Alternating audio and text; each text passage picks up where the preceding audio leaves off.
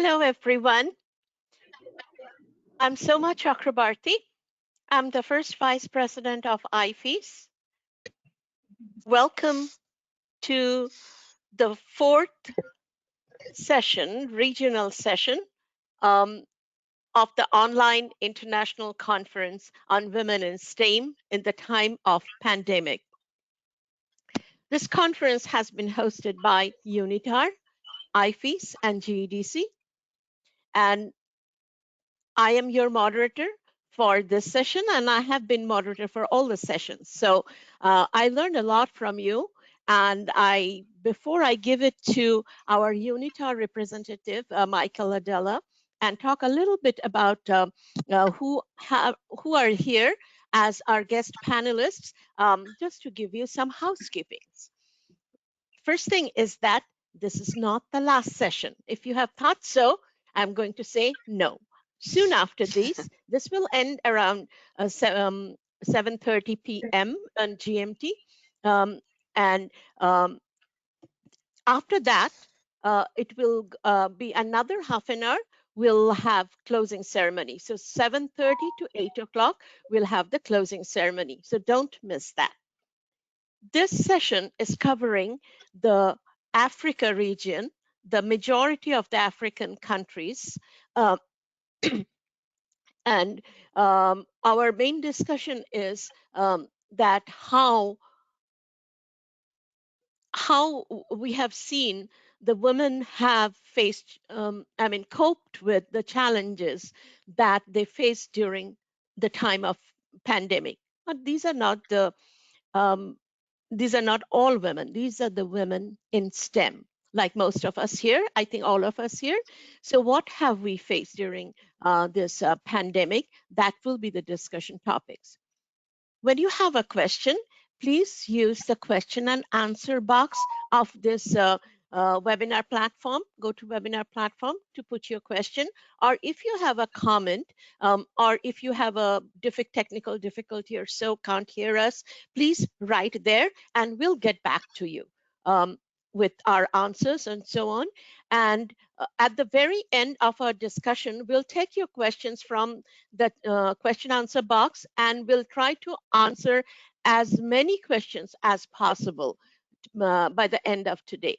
And with that, I just like to say who all are here. We have Reine, Essobmadje, we have Deborah Blaine, we have Charlette and Guzen, we have also Christian Bolu and Sunil Maharaj, and I will introduce all of them when time comes. But first, I have Michael Adalla from UNITAR, who is representing UNITAR, and he is based in Geneva, and he has been introducing UNITAR's perspective for quite some sessions. I think this is your third session that you are introducing, I think, right, Michael? So he's the deputy for the division or portfolio manager for finance, trade, and anti-corruption in the division of prosperity at UNITAR. He manages the design, development, and implementation of training activities and supports partnerships development related to trade and finance programs of UNITAR. Michael, tell us a little about what is UNITAR's view of this conference and why we are here. Thank you, Soma. And hello, everyone.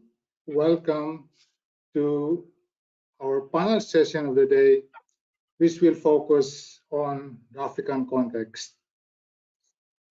During the COVID-19 pandemic, as many countries and localities in the sub-Saharan African continent have dealt with lockdowns and quarantines, women have taken a central role in the pandemic emergency response. This includes not only serving as frontline health workers and medical personnel, but also as innovators and researchers offering novel and creative solutions to various health crises. UNITAR is providing various training activities for the region, including entrepreneurship and upskilling, reskilling with digital technologies. In this panel, we look forward to hearing more about women in STEM in Africa and how they have managed the COVID-19 situation.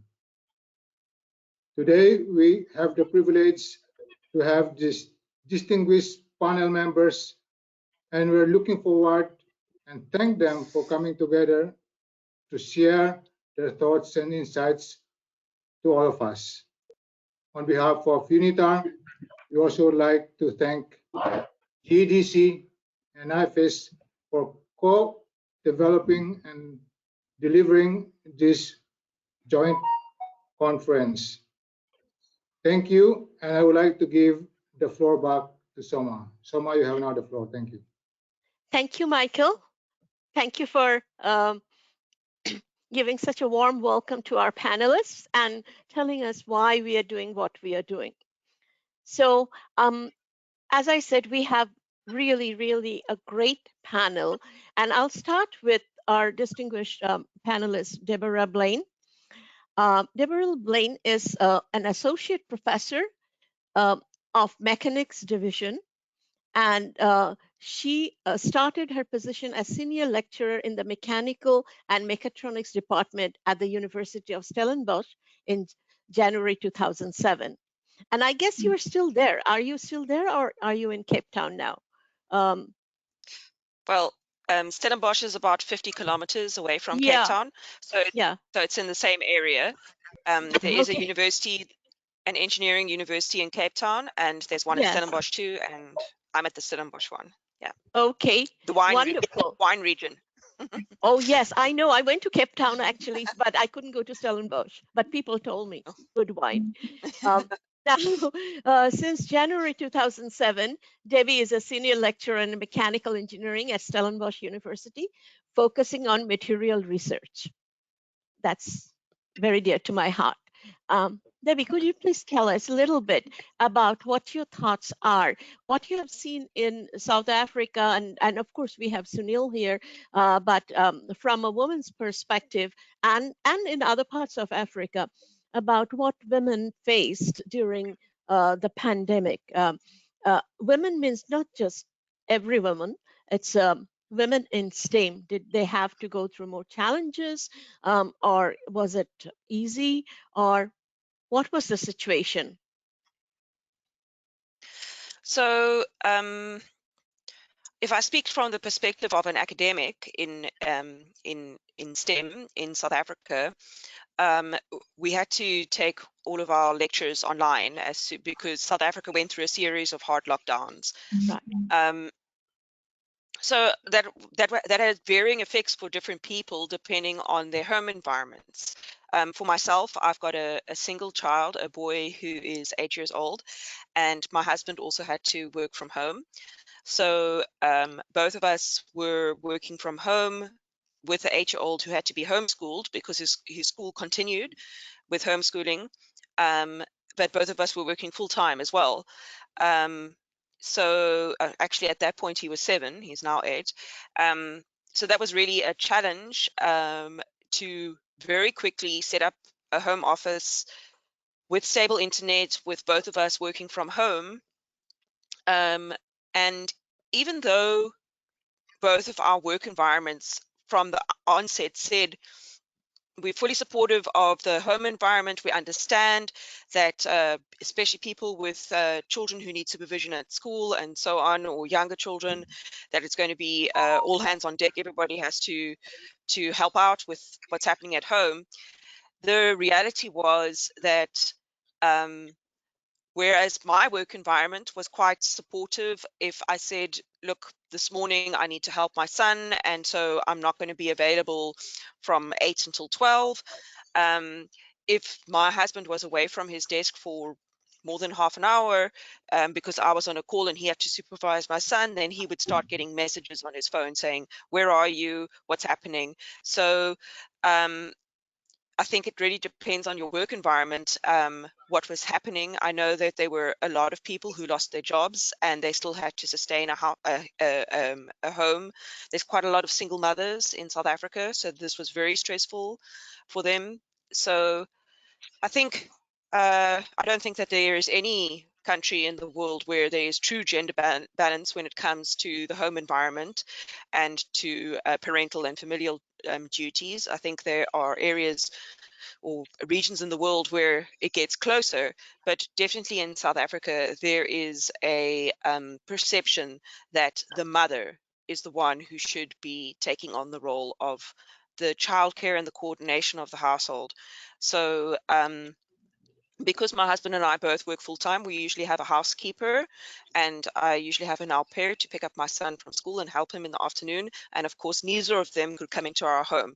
So washing dishes, doing laundry, looking after our pets, and of course, you know, the emotional impact it has on a 7-year-old to suddenly being isolated from his peers, and being an only child, having nobody to play with and not being allowed to sit on his screen all day, the frustration and the fear that surrounds what's going on, why is everything changed.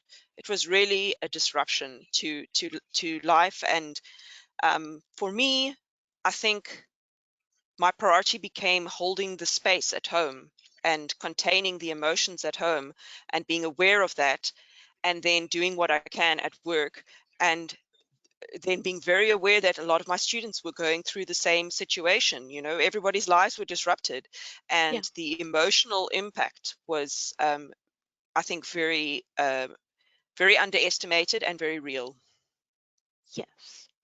I absolutely agree with it. And what you said about that, generally it is perceived in South Africa that uh, the woman is the one, or the mother is the one who would take care of the children or the home, or the wife, especially the woman. That's not just in South Africa, many, many countries, I would say. Um, Yeah. and even though I mean, even though in many countries, generally the work is divided, all of a sudden you feel that the woman has more to do at home. So I can understand that, and we'll come back to you with questions. We have some questions for you, and we have started collecting questions also. So I'll come back, but at this time I want to introduce Reine Essobmadje. And Reine, I have been seeing your picture all over the internet. So the moment I saw you, I thought I know you because of those pictures. Reine is a CEO of Evolving Consulting, the Vice President of GICAM, and holds a global executive MBA from IE Business School, Spain, with an additional program in ethics and corporate governance from Singapore Management Institute, I think SMU, Singapore. She is also an engineer by training. Great. Of course, STEM, Master of Sciences. She has a degree in a master's degree. She has graduated in 2004 from it is written ACE. I think it is École something, but then I don't know where from, but Paris, and she has been introduced to School of Hall of Fame, including an additional program in management from Stafford University in United Kingdom. So it's all yours, Reine, and tell us about your experience, and not just for you, but seeing others having gone through this pandemic period, which is still not over. We are still under lockdown in UK, and tell us that what you have seen, the challenges that women in STEM have faced, how they overcame the challenges, or how they managed. Hi, everybody, and thank you, Soma, for this very nice introduction, and also saying that I'm looking quite the same in the pictures, which means I don't have a lot of makeup. So thank you for the compliment. Basically, I'm going to talk about Cameroon and what was going on there, and I would like to quote it into three words, a triptych: resilience, perseverance, and innovation. My core competencies is in digital transformation. And when I talk about resilience, is because, when the pandemic started, a lot of people were coming to me and saying, this is your time and you're making a lot of money. And we were actually advise them on how, to use technologies to maintain their businesses, but advising and counseling for €0. So they were paying fees and money to a lot of software and application coming from everywhere in the world, especially the Western world and Asia world, but nothing into Africa. So resilience, because I think that it was for us quite challenging time to maintain the employment. I'm running a business, and the other ladies too, maintaining the employment within these difficulties time, and where all the projects were actually stopped. So that's for the resilience. Perseverance, because we want, through ups and downs and so many phases where the world is learning this new normal, and the economic situation wasn't very stable, and we had to actually envision ourselves into an uncertain world, and it was quite challenging, to do plan for a future that is unknown. And I thought that it's really remind me what I'm trying to teach to my customer when I'm talking about digital transformation, which is my work. Talking about this VUCA environment, the world that is very volatile, uncertain, complex, and with ambiguity, and how we need to be agile and flexible with a clear vision of where we want to go. So resilience, perseverance, and innovation, because when you are really in a situation that is absolutely uncertain, you have to be innovative and agile to find new ways of dealing or doing businesses or delivering your skills to your customer, like onboard them to do the things they like to do in a physical mode, to do the blended mode, doing virtual mode also, trying to deliver and still doing your project, even if the situation are not normal, and trying to convince people that really this is the kind of situation that could be an opportunity for us to understand the impact and the importance of technologies. And in Africa, and particularly in Cameroon, it was really a time where a lot of people have found that ICT, information and communication technologies, is really important in terms of regulation, because it has implication in, even the work environment, the law, the working law were not, just ready to cope with people doing working from home, doing remote work and tasking. So those are the kind of things that we were facing actually, but still trying, to be resilient, to be innovative, and to try to find in this kind of chaos how a way to, a mean to find our way out. So that's it. Good. Thank you so much. Thank you. And you give us a really good perspective. But the three things that you said, I wrote down because I'm going to shamelessly copy you and to say to others, resilience, perseverance, innovation. These are the three things let the women cope with the challenges that they face, that especially the women in STEM and IT sector that you have been talking about. And just like I was talking to Debbie, I'll come back with you some questions, and especially you bring us the corporate side of view, which is unique in many ways. our next panelist, whom I want to introduce, it's Charlette and Gusen, and she's from Ivory Coast. And we always hear about these places, you know, and she has won the 2020 Royal Academy of Engineering's Africa Prize for Engineering Innovation. What a pleasure meeting you. Thank you. Charlette is the first woman to win the award. Congratulations.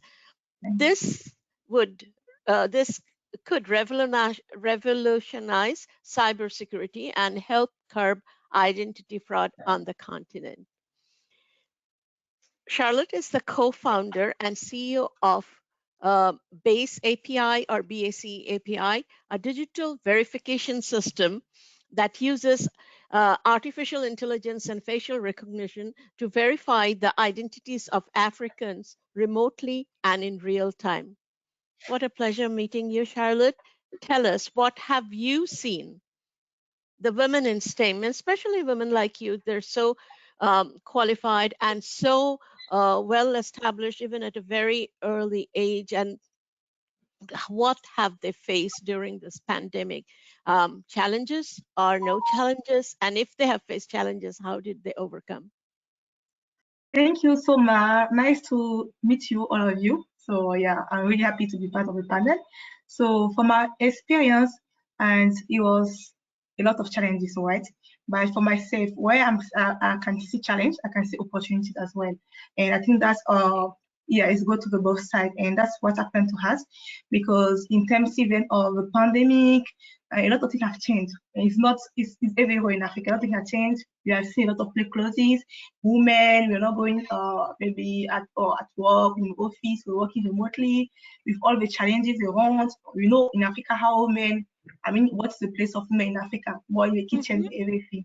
So it's been a big challenge for a lot of girls in terms of having access to education. That's something I understand. And for ladies, for entrepreneurs like me, and I think that the time was more like, okay, we can see an ecosystem where we can identify a lot of challenges, but we can bring also solution about these challenges. And so that's how I and my team, we drive. I mean, we were more in this kind of pandemic, because we're more about like, okay, that's how businesses are working. That's what is actually challenging for them, how we can help them to solve that. And it was more about like thinking about like, why we want to innovate, but not just innovate. We have to think about how we can make sure that what we bring on the market can work for this market and can even solve these kind of challenges. And for our side, for example, and based on our product during the pandemic, it was more about like get some new cases about our solution, because we are seeing that a lot of these businesses were able to understand that, and they can give access to the service to the clients, because they can do what you call the due diligence. They can verify the clients, because a lot of people were staying at home. I mean, if I want to access my bank account, I can go out. I want to stay safe, so I have to stay at home. If I want to have access to these fintech services, and they need to verify me, they can't verify me because I can't be physical present. And we're like, okay, that can be actually a use cases for our solution, because what we provide can even solve these challenges, because it solves integrated to mobility. People now can have access for the services in remote. I don't need to leave my house. I can stay safe, and using our solution, businesses can onboard their clients remotely using facial recognition. And yeah, that was actually great for us at that point. That was really positive, because a lot of African businesses were able to understand that in terms of biometric technologies, it's not about fingerprints. We have iris, we have facial recognition, and in that period, facial recognition was the best solution to adopt, right?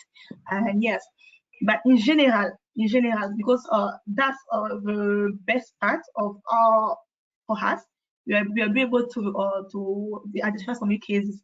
But in general, there are very challenges for a lot of people in the tech ecosystem, and people have to lose their jobs, because at some point you can have a lot of people, you can have a lot of employees, so you have to cut this ratio. You have to say that, okay, we don't have any option, we can't pay you guys, so we need to go and work somewhere. So it was a hard challenge in terms of financial, in terms of even having, in Africa we have problems with internet.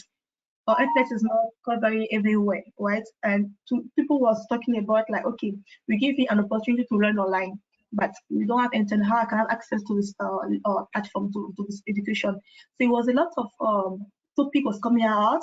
But yes, I've seen a lot of innovator, a lot of entrepreneur trying to solve these challenges and thinking about things, rethinking about stuff. And that's what was actually beautiful about this pandemic, because it gave this opportunity to Africans to sit, to think that, okay, what is wrong? How we can, solve all these challenges. And it was a lot of thought of the year.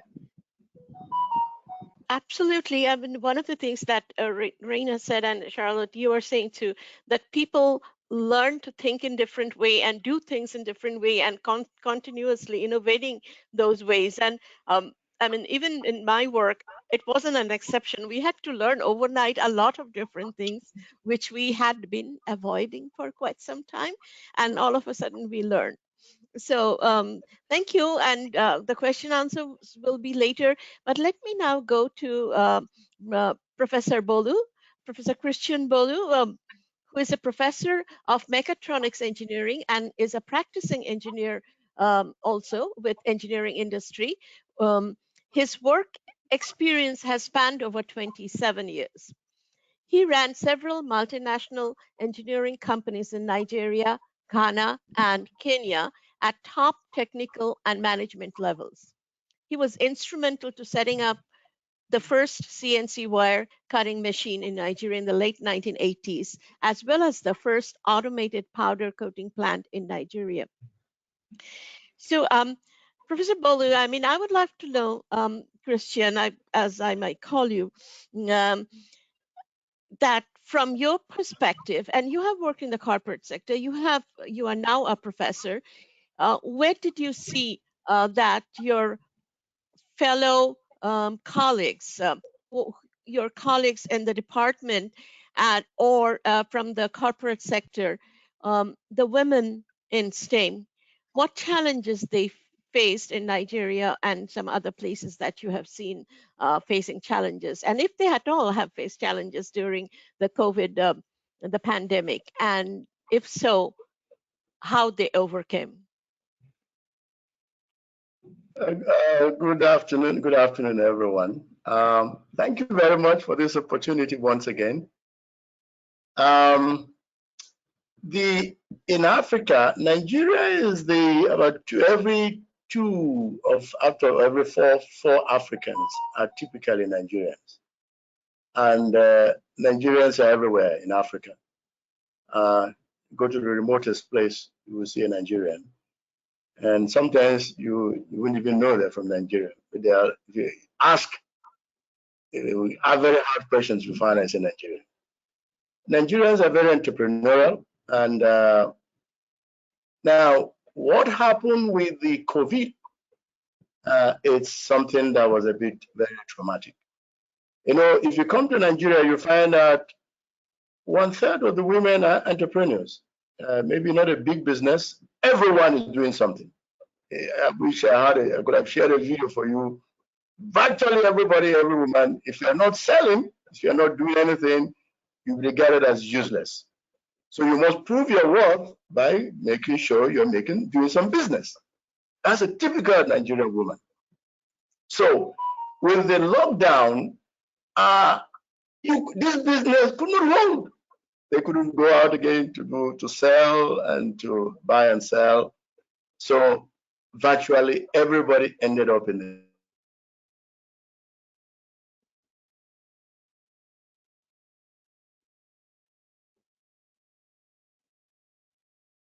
I think there is an internet issue with you, Christian, because what I'm seeing is your voice has stopped and the picture has frozen.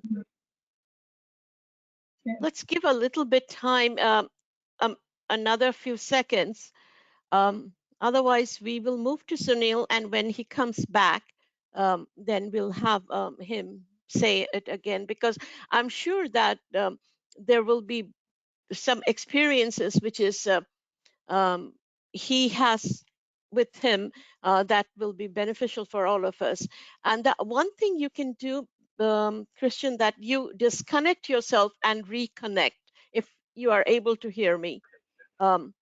if you can reconnect, then yeah, I think while he reconnects, let's move on with Sunil. Dr. Sunil Maharaj, and Sunil is a good friend, and we have worked together during the World Engineering Forum last year. World Engineering Education Forum last year, and we know each other for some time. And here he has a very short bio, but I know his bio is very, very, very, very impressive. He is the Dean of Faculty of Engineering, Built Environment, and IT, Information Technology. He's a professor, a director, Scientific Chair, and GEDC Incoming Chair. I was going to find out it is written. Now, it is not written here that where he works, actually, that is University of Pretoria, right? Yes. Yes, I remember, because we have done so many meetings together, and it has been a pleasure with work with Sunil, and we coordinated very well. So I'm very interested in knowing your view, Sunil, what you have seen. Now, Pretoria, South Africa, Debbie is also in South Africa, in Stellenbosch, but what have you seen from a man's point of view? Could you tell us that whether, what did you see women in STEM going through during this pandemic? And we worked all through the pandemic together, I guess. Yes, I think good afternoon, people on the western side, and good evening to people in Africa and the Middle East and Europe, and of course, good night to our people sitting in China and Russia and Australia. And sorry about the Australians, because it's probably early hours of the morning of Wednesday for them, or Tuesday, sorry. So I think let me take this opportunity, first of all, to say Happy International Women's Day to all the women out there. And I think, having said that, in South Africa, we have a saying, and a saying in isiZulu, one of the African indigenous languages. And this came about due to the struggle, as you know, during the apartheid struggle, when women played a very important role in the struggle and liberation in South Africa. And the saying goes as this: it says, "Watinta abafazi, watinta imbokodo." What that means basically is, if you strike a woman, you strike a rock. And what it means essentially is that the woman courage, it salutes the woman's courage, strength, and resilience, as Reine said, and also very important, what I call multitasking. Debbie spoke about the things she had to do last year. What she didn't mention was that she had to also be on the TPC chair and play an active role in the 2020 World Engineering GEDC conference and the IFES conference we held. And we hosted online, and she played a very prominent role and a very wonderful role in leading the engagements and discussions there. And obviously that happened sometimes at night, and she had to, again, as she said, most women had to be the professional, be the wife, be the mother, be the chef, and be the teacher or the tutor. So that's what we call multitasking. And the university, I come from University of Pretoria, and our women staff and our women faculty had to go through those same things as well. And we really had to be considerate to them and give them opportunity. As you know, typically at home, you may have one computer for the family.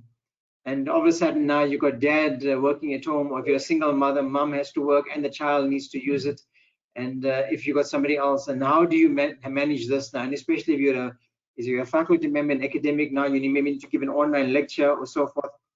How do you share this? So what we have done is that we have made concessions, and we basically bought laptops for staff, for faculty, or those that had computers at work and they wanted to take it to home, they could do that.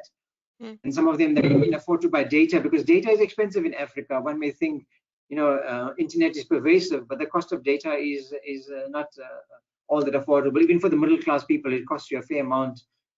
And of course, what we did is we made the provision of sponsoring or funding people for data as well, so they could have this connectivity and work from home. And of course, I think with being in academia, you have the flexibility. If you can plan your life and work around family and your work and your research. But certainly it was not easy for women, we know that, and we try to see how we can help them as best as we can. providing these kind of opportunities and concessions. And I think we are fortunate in the sense that we at University of Pretoria have been using online or hybrid kinds of teaching and learning for a very long time, since 1999, when those of you are old enough will remember WebCT. WebCT was around as an online platform.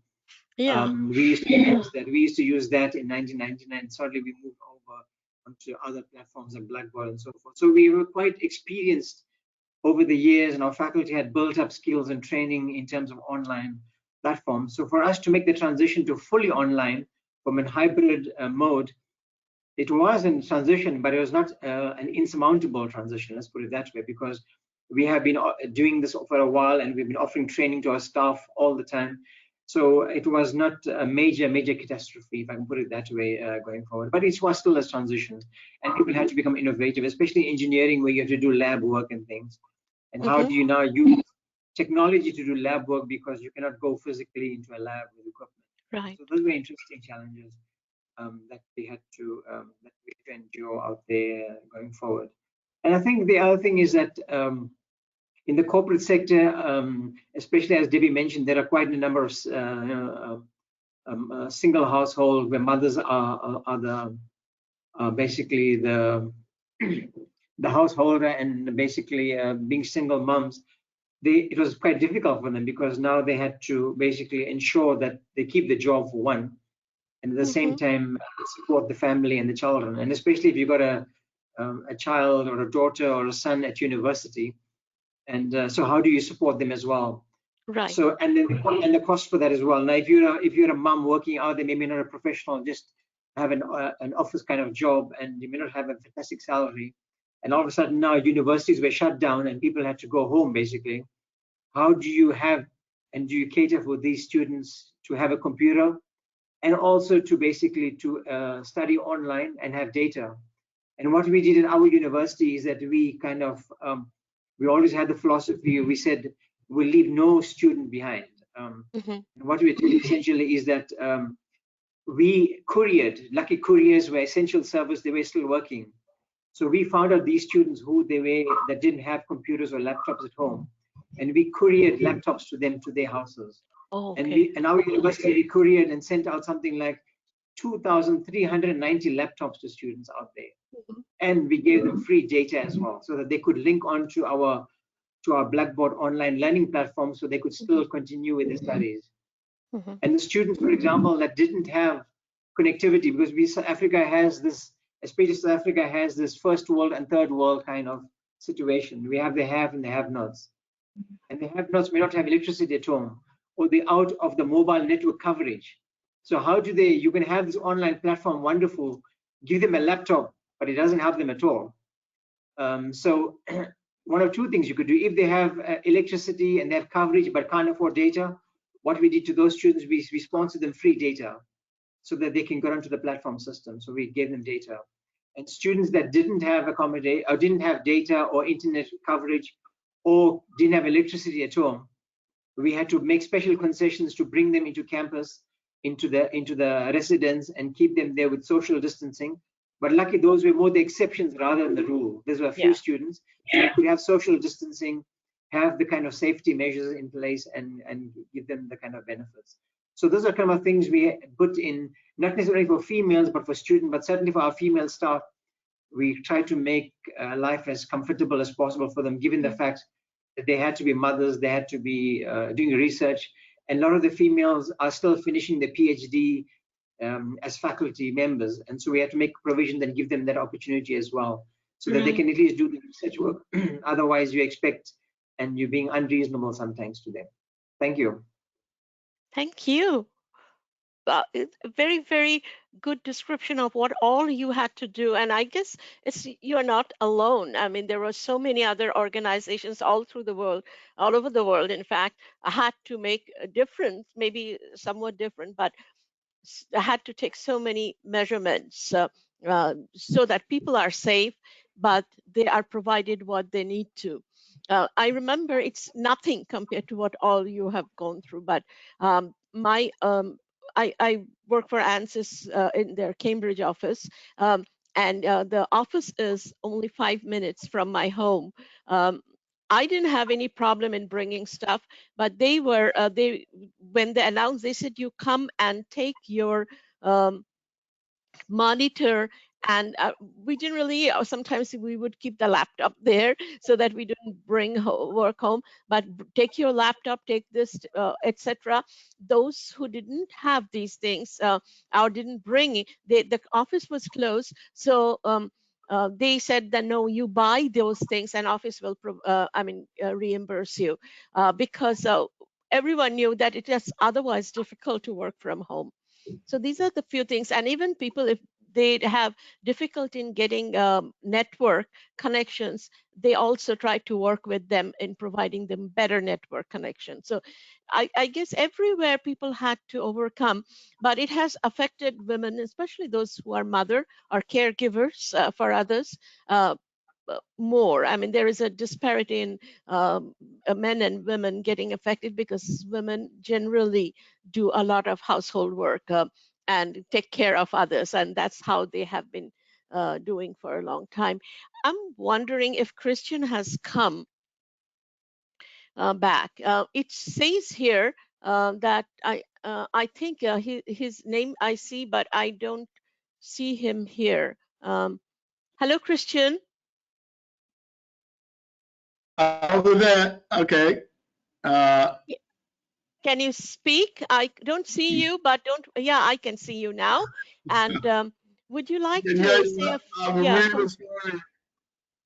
I went and disconnected my power, and so thanks Sunil for taking up my brother, taking over. You've done most of it. Okay. Where do I continue, Soma? I'm really sorry for the disconnection. No, that's okay, no problem. And this is what we are all seeing, what it's supposed to be during pandemic when we are working with IT connections. Think of where all we are scattered all over the world. And Christian, if you could just tell us what you were saying, that what you saw as women going through, women in STEAM specifically, if they had gone through some challenges and how they overcame, and what is your experience seeing that, and what is the experience seeing seeing your organization going through certain changes?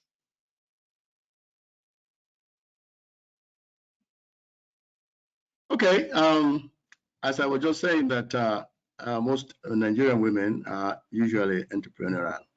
Yeah. And to lock them down means that it's shut down. Now, I've also been the chair of one of the deans of engineering in Nigeria. And also, I've been trying to coordinate the activities of all the deans. I mean, some of the programs, one or two, I'm no more the present chair, but coordinating some of the activities that we do. During the pandemic, we discovered that all universities were shut down. Of course, 60%, 70% of the universities were on strike. But that was compounded with the COVID-19 lockdown. Everything was shut down. And also, at the back of our mind, engineers are usually looked down as they cannot solve any Nigerian problem. So everything is imported. It's coming from China, everywhere. And engineers are not comfortable with this position because it is not true. And we want to always prove that we can do something. There are so many engineers unemployed or underemployed, and we need to get them engaged. Having come from the private sector and then in the university, this was a big challenge. As also a member of the Academy of Engineering, Nigerian Academy of Engineering, this is one of the things that everyone is working hard to see that we show government that Nigerian engineers are very innovative. When they're outside the country, they do very well. And then why can't they use the same head they have? So we immediately noticed this, and we commissioned all the deans to study and find out what is the problem. Just like what Sunil was saying, we did an immediate online survey. We got about maybe 5,000 to 6,000 of the students responding. We have about 80,000 engineers and about 2 to 3 million students in Nigeria. And we found that the problem, just like Sunil has said, is basically power and internet. Even me, I had one just now. So that's real. So we said, no, we're going to prove that we can solve this problem. So we engaged it, we got everybody in, and we started working on how to solve it. We've come close to the solution. How to solve, you can carry your power box anywhere in Nigeria and log in and get the internet to come in, improved internet, and in one box, put into your school bag. So that's the kind of thing we worked on. We discovered that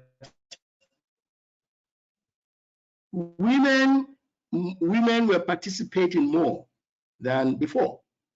Okay. And we have an association called Association of Professional Women Engineers in Nigeria. They have their statistics says that only 13% of women are involved in engineering.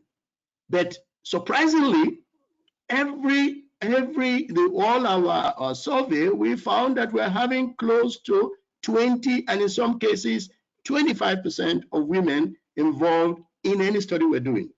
Why? We try to find out why. There are two reasons. One is that they had more time. You know, a woman or women are required to do, usually they want them to do the house chores and the boys go playing around.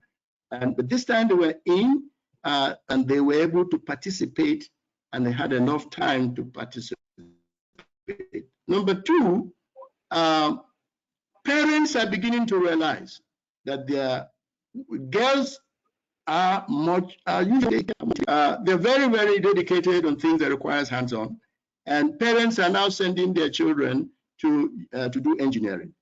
In my own school, we have up to 30%, over 30% doing mechanical engineering. In my own time, there was no woman doing mechanical engineering. It's a man's program.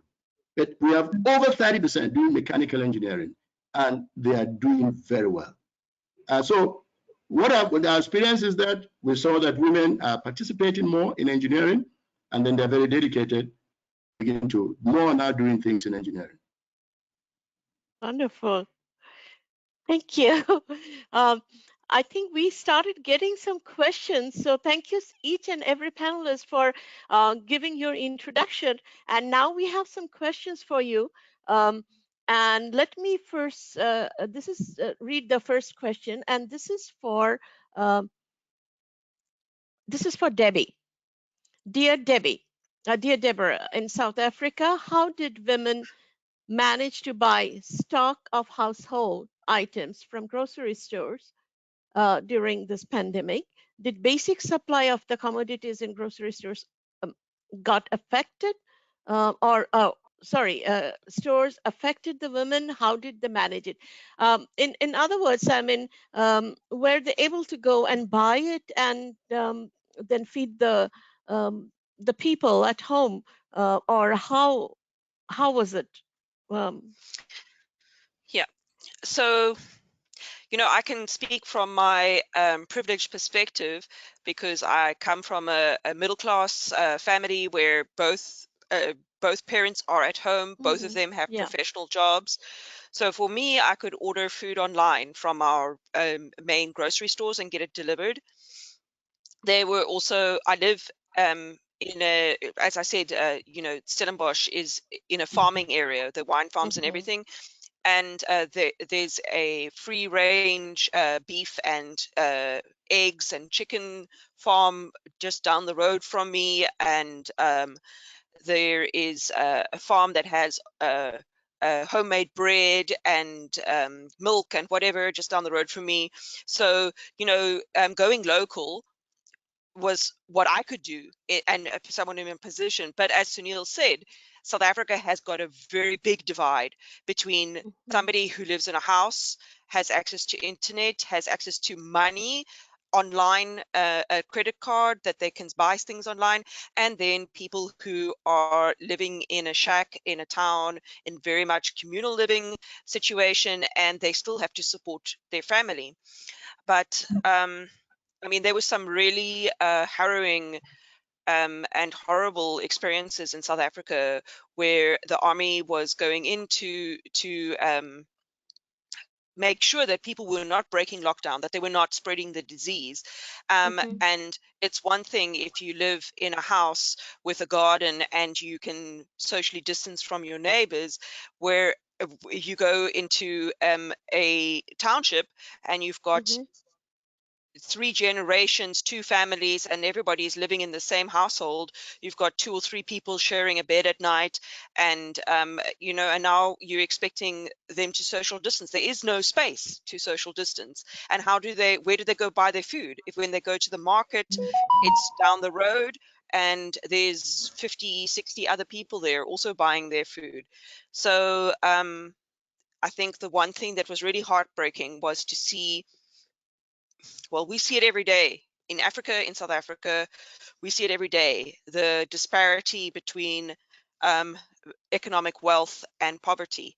And that was a very real experience in terms of having access to food, access to medication, doctors, education, data, fresh water.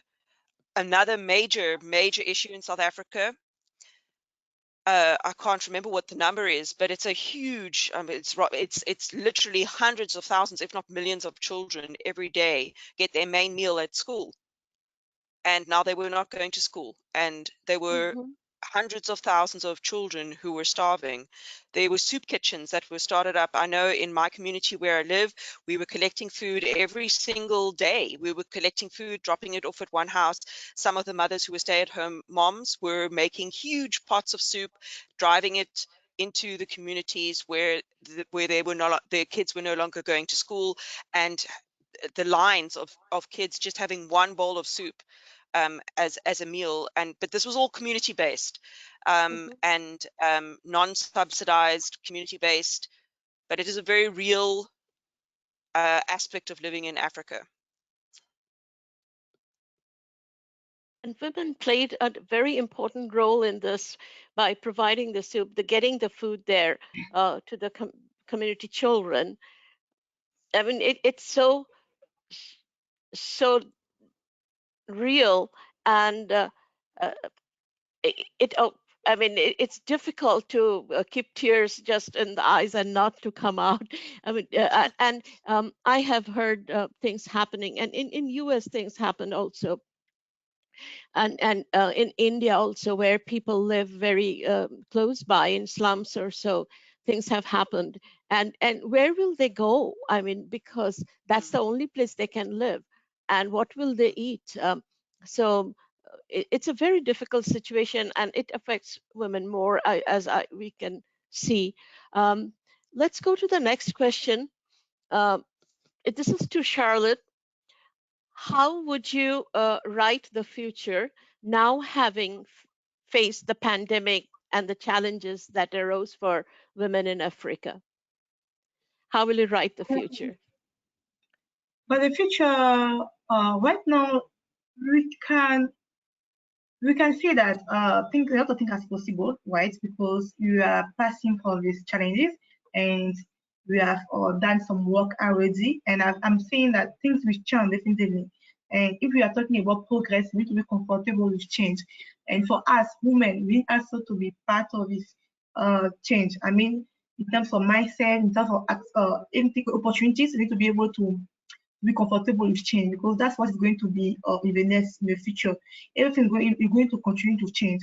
And for example, we are talking today about innovation, about a lot of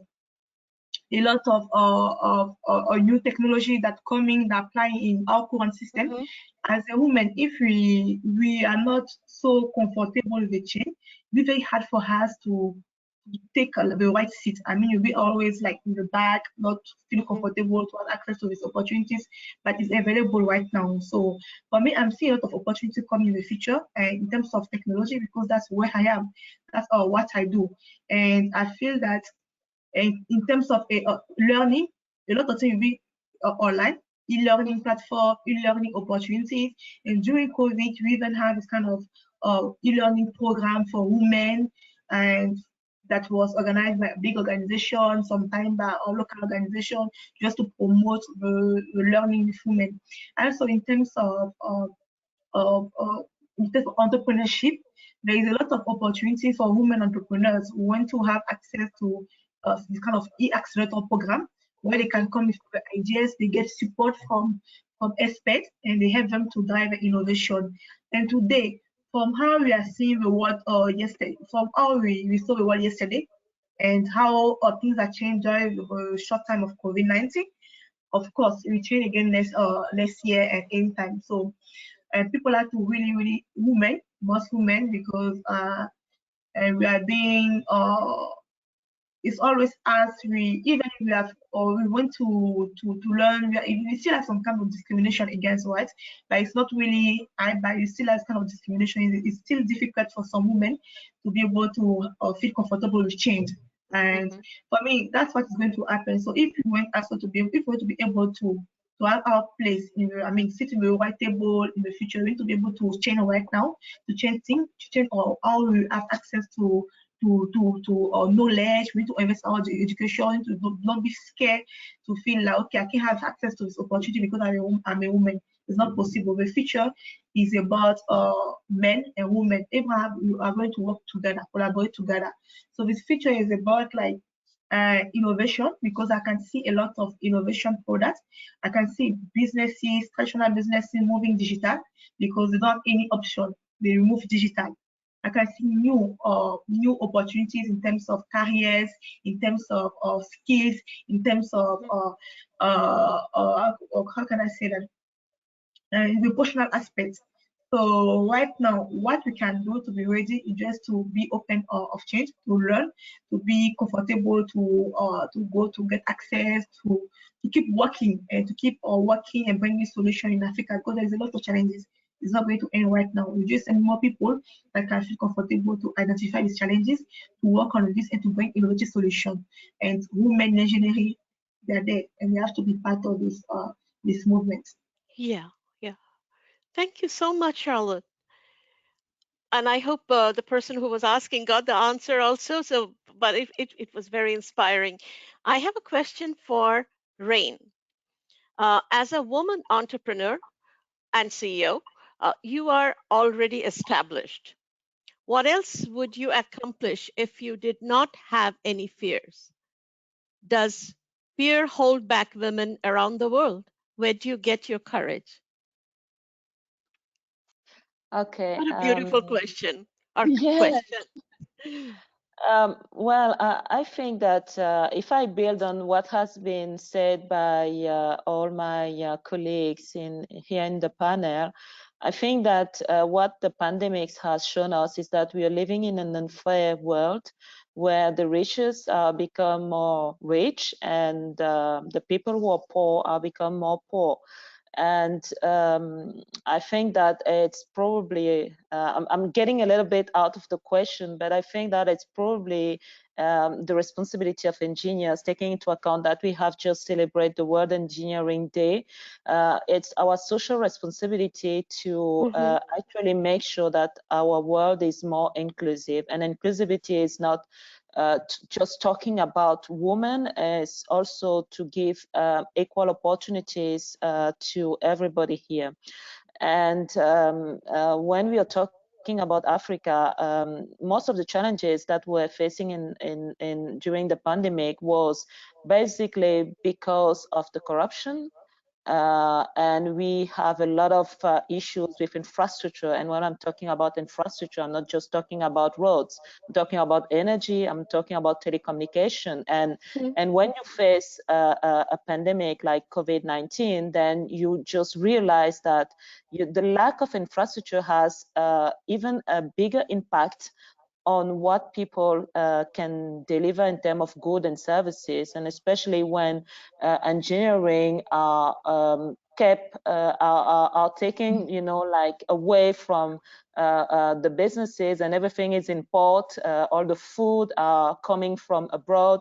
The drugs are coming from abroad. And I think that when I started my company in 2009, I was really afraid of, you know, failing.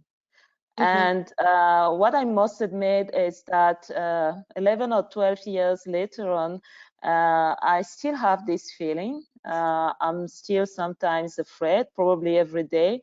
And you know, you have two ways of dealing with all these kind of feelings. You can use it as a positive, I mean, as you know, your fuel, you know, to just do the thing and get it done. Or you can remain frozen, like our friend Christian a few seconds ago. You can remain frozen and inactive. And I think that, you know, all those people are afraid of, you know, getting the virus, but because they are coming from the informal sector and they are getting their money, their food and everything on a daily basis, then they had to, you know, they have to put their fears aside, fear of COVID, and, you know, try to get something to eat. And for us and for many women in Africa, we are just, you know, like ride or die. So we have no choice. We need to make it happen for us, for our families, for our society. So fear is always there because everything in your environment can say that it's not possible. But when you know you have the skill, you have the passion, you have the vision, then you just keep moving on and making sure that, you know, every day you just move one step forward. And so that's it. That's very, very inspiring. Very, very inspiring. And in fact, it's just like that when there is a challenge, there is also an opportunity. It's when there is fear, but there is no other option, then, and you have a dream, you just move on. I mean, to accomplish what you have set for. Thank you so much. Here is a question, and I think it will be great for Christian. That in what ways are leaders rethinking their approach to support inclusivity and foster female talent during this time in Africa, but let's say in Nigeria itself?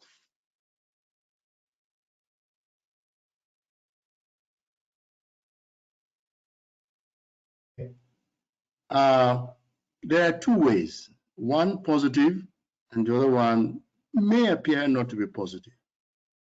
Okay. You know, you need to get things by force. I use force, not violence. Sometimes our governments, not I'm criticizing them, they don't seem to, get caught up with the culture. You know, the African culture, and in particular Nigeria and most Africans, that women cannot do anything. They cannot govern, they should just be in the kitchen. That is very wrong. And it even these filters into government as well. You see legislators saying, why should you allow the women to have the power? It has been shown that women do better in many, many places. They're more organized, they're more honest, because they're not usually so concerned about stealing. They want to be very honest. I mean, that's a fact. That's what we've seen. So that's one way. Take it, make it by force, let them ask for it. The other way is by what I can say, more of lobbying or approaching, doing some work. We have the Association of Professional Women Engineers in Nigeria. They are doing tremendous work. And we need to work with them. They have organized all kinds of programs, and they can reach anyone. Making sure that the girl child is given training, and that the concept of typical African, that women, when you train them, you're training them for another person, and therefore train the boy. That has to be changed, and it's through this can I say, advocacy, and also enlightenment of parents, that women, from the results we see in the school, sometimes they're doing better. Many of the first classes in engineering have always been women, because they concentrate. Boys are so distracted with many things. So there is a need two-way to take it, go and force government in one way or the other. They should bring in women, make sure that women are incorporated, and also by advocacy through people who know what to say. If I go asking, telling the government, the minister, put women there, you may not understand. But if I go along with a woman engineer professional who has got something to show for it, they will listen. We have Kunjiwala today. I know when he was in Nigeria, all kinds of things are said. But today she's proven that women are really good and they are capable. So that's the way we need to go. Thank you so much, Christian. Thank you for sharing your thoughts. I think both can be doable. One is by force, another by lobbying, and both have its each has its advantage and disadvantages. But either both ways or one or other should work. Let's see how it happens. But it's I mean, I hear it's in Africa probably to a large extent, but it's in many other parts in the world. These things are there. It's that women's places in the kitchen or so. It's not that uncommon in many areas in the world, many world regions. Or it's not region specific. It's sometimes country, and even within country, there are certain areas probably this is generally perceived. That's the way it is. But we'll get through it. I have a question for Sunil here. Sunil has been an educator. Where did it go? Oh, educator and also university administrator as a dean. So what one thing educators should do to try to fix the problem of girls or girl students dropping out at any age, especially after the pandemic? What the educators and university administrators should do?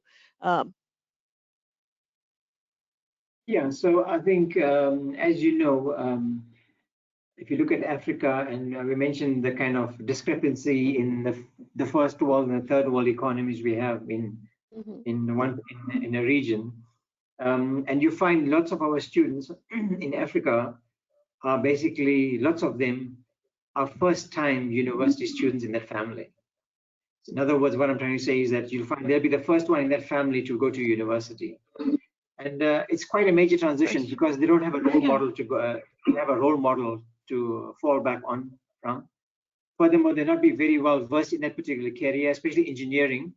I mean, as it is, we have very few engineers. And now imagine now a family trying to have one of the daughters go and do engineering and have no idea what mechatronics is about or what signal processing is about, telecommunications. So it's a major transition.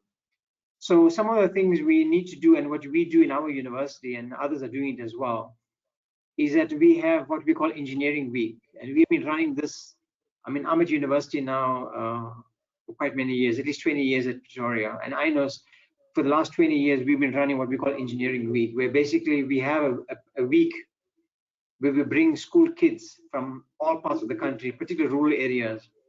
And we have an immersion program where basically they stay in the residence because the students are gone on vacation. Maybe it's the first recess or the second recess or the summer vacation, where we bring in students and they stay in residence and we give them a full week of immersion into engineering. So they experience and live university life. So in other words, they'll stay in res, they know what it is to be a student in residence. They'll experience the laboratories, they'll talk to our senior students, so they get the experience. So they'll see whether it's engineering from me or not for me. So they get that experience. So that's helping them to transition when they come to university. Oh, I like to do electronic engineering. Oh, metallurgical engineering is not for me. I like mining engineering, whatever the case be. That's part of the immersion program we run, and we're running this very successfully. And for us, 80% of the students that come to do engineering at University of Pretoria have been through our engineering week. So for us, it's quite a success story, and we continuously do that. And with that, what I've done is when I became dean about 8 years ago, I started what I call a Women in Engineering program, where I got corporates to sponsor a girl child to come to do engineering week. So every year we get a sponsorship from industry to sponsor some females, particularly rural areas, to come and do engineering week. And hopefully, and we use what we call the branch and tree method. Basically, if 5 females come, if they 5 go and tell 5 other students in their school, 10 people know about it. And those 10 tell another 10, 20 people get to know about it. And that's how you spread and you cascade this knowledge. And we have been doing this very successfully for the last 5 years now. And so we get more and more interest in that. So that's basically understanding the career. So when you come into it, it's not like a big brick wall or big mountain facing you. You have some insight into it. But that's not all. I think the other important thing is that to have what we have at university, we call wraparound support. And wraparound support, where we have dedicated in engineering, we have dedicated what we call faculty student advisors, who are there to support the students. Because if you find a student coming from a rural area to a city like Pretoria, it's a major transition. Forget about engineering, forget about learning and coping with maths and physics. Just living in the city now and coming from a township, from a rural area, it's a major transition. It's complete culture shock. How do you cope with it? How do you deal with that? And how do you manage your time? Plus now in South Africa, we have, with apartheid, we have this diverse groups. Now if you find a student maybe coming from a deep rural area who probably never interacted with a white child before. Now you come to university, you've got a multicultural situation. You got Africans, you got Indians, you got whites all together. Now, how do you interact with them?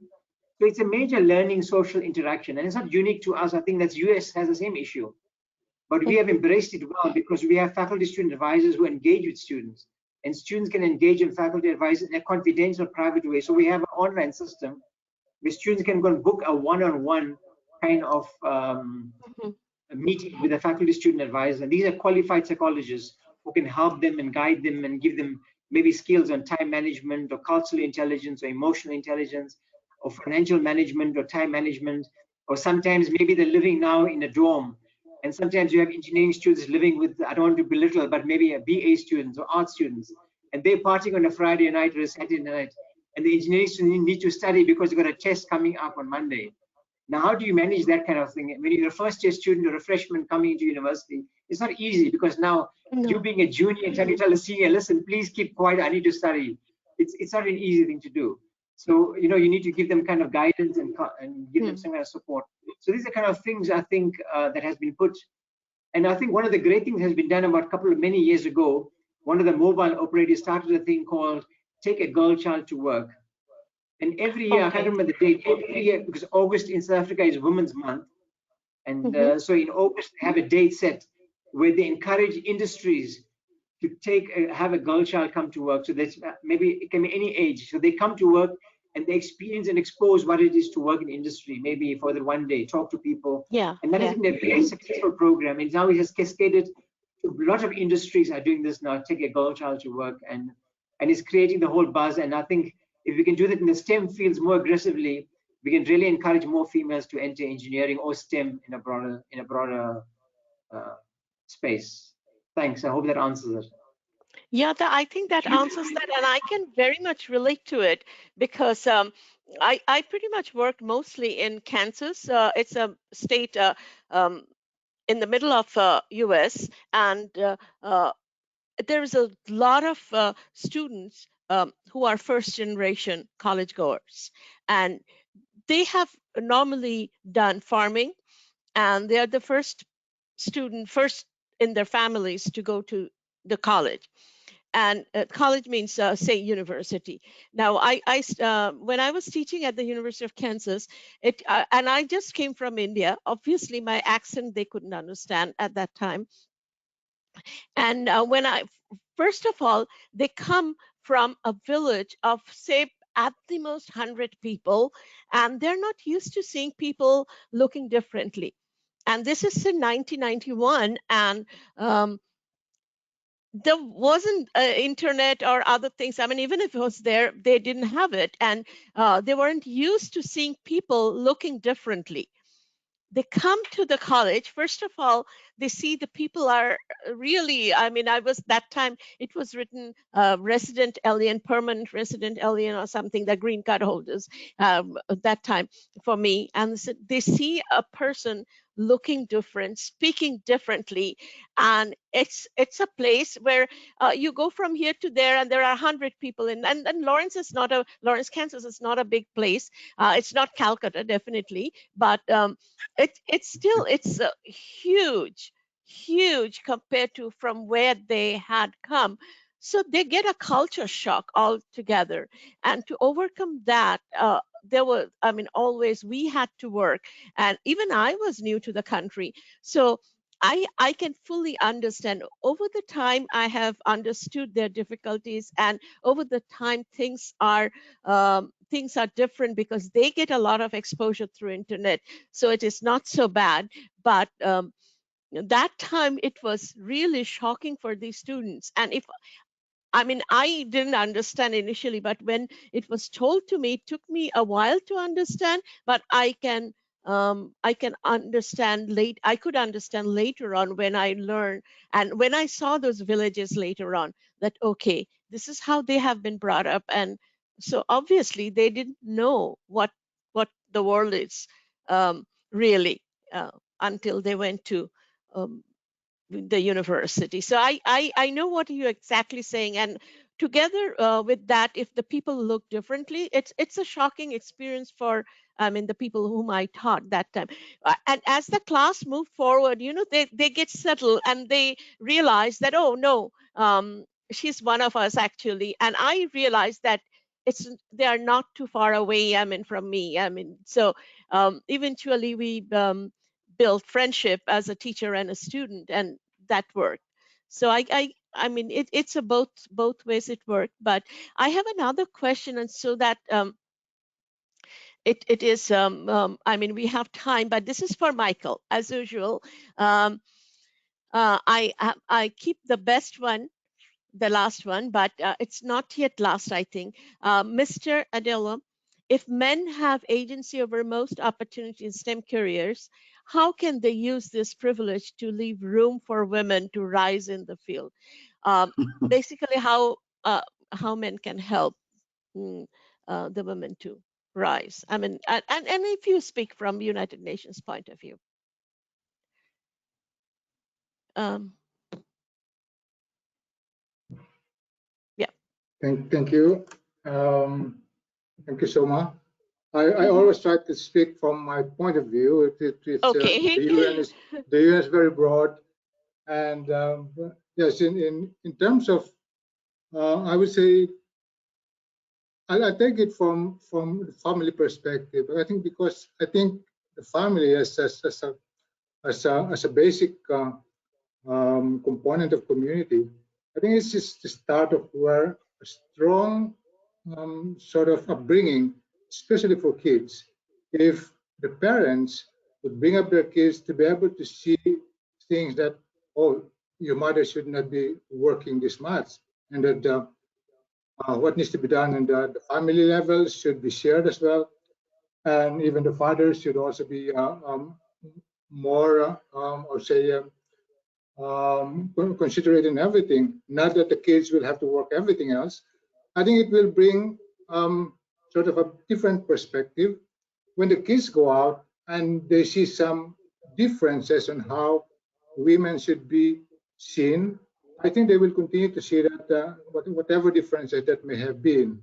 I firmly believe that at the family level, it will have a very strong, I would say, influence on how we see things on all the challenges that we are discussing today. In addition to that, I also would like to comment, and I'm shifting a bit, because I've been trying to see over the past the panels that we have been talking today. I've been waiting for the Africa panel, and for reasons that over the many years that I've been working with UNITA, I have many projects that has been focusing on Africa. And even colleagues are really looking forward for the panel, and I think they are not disappointed. In my opinion, this panel has been very diverse, and I really like the diversity of opinion here. And I would start with Charlette. Charlette, you are embodying the person that we've been trying to develop. And I'm looking at my colleagues and say, Charlette is the person that should be inspiring all our programs. We have existing entrepreneurship program in the Horn of Africa, in South Sudan, Ethiopia, Kenya, and Somalia. These are funded by the government of Japan. We also have new program in the Sahel region. Again, these are all for women. And I'm looking at my colleagues. Charlette is the inspiration that we need to bring to the ground, because we have the story. She has everything that we need to be able to inspire these young women and girls to be able to move forward with the program that we are delivering in the field. That's number one. I would now look at Deborah and Sunil. Over the past months, and not only, but probably the pandemic has accelerated it, we've been working with partners who are really focusing on how to empower women in providing them with an accredited degree from universities. Just earlier this morning, before the first session started, I, with the senior management of UNITA, we've been talking with partners on how can we bring accredited degrees, especially for women from disadvantaged communities, focusing in Africa and the MENA region. I'm looking at you, Sunil and Deborah, because you're on the academics, from the academic sector. And I think there's a lot to discuss in the coming months, weeks and months, on how can we capture such accreditation in making sure that it should be affordable for those who really need it on the ground. So I would like to continue that discussion, and everyone else in the academia, in the coming months. Now I go to Reine and Christian. And by the way, Christian, your smile is very contagious.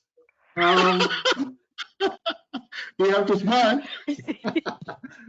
I love it. So, but Reine and Christian, you're from the corporate sector. I would consider that as a corporate sector.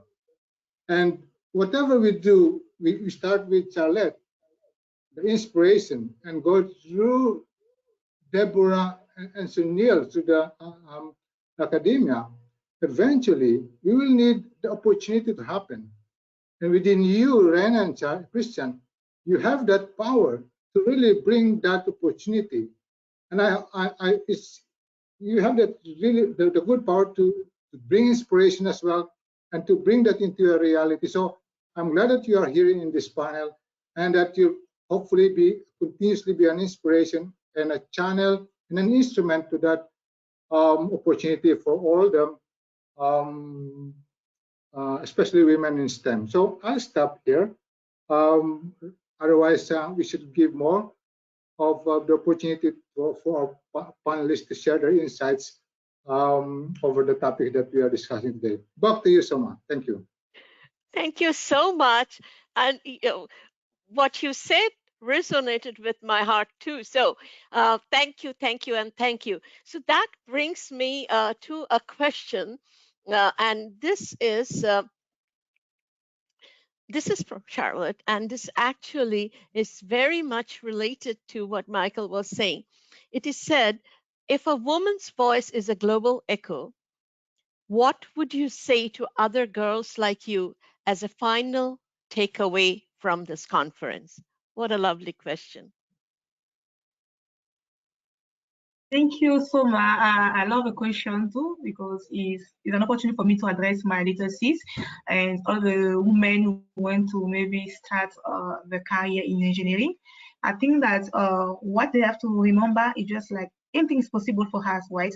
For me, I believe that what we can do is just about like because we have learned that. So it's about skills. If you want to do anything, you can do that. If you want to be a doctor, you can be a doctor. You just to learn.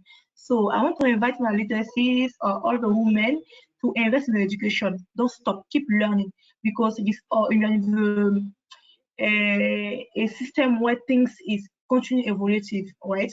And you need to keep learning. If you are in your engineering, you need to keep learning new technology, know what is going around, and don't be scared. Don't be scared to be at the table where the decision have been made because we are women, but we have also this kind of mindset skills. And it's always good to have this kind of inclusion in a group. So be comfortable, be just like what Reine was saying, it's just like even sometimes you have some fear, but because you know what you want to do, you have a vision and you have the right skills, you don't feel the fear again. You're just confident to do whatever you want to do. So just keep dreaming and make sure that you make your dream happen. Don't just dream, but make it happen. It's possible. Yeah, we have a lot of women that inspire us.